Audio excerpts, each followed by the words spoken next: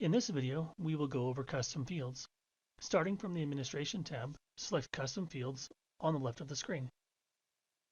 Custom Fields is a way for the user to enter customized patient information into the Patient Information window. Select field name and enter new information. After you have entered the information you would like to track, the types listed as options are the different sizes of controls in the Patient Information window,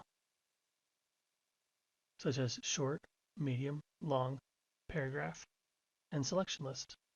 The selection list can be used if you would like a combo box to appear with the user-defined list to choose from. To make a list, press the green plus on the right of the custom field and enter the information you would like as an option. Hitting the green plus to add the first option. The green plus again for a second option. Continue hitting the green plus for all other options you would like to add. When finished, hit OK at the bottom. Don't forget to hit save once you have completed the custom fields you'd like to add.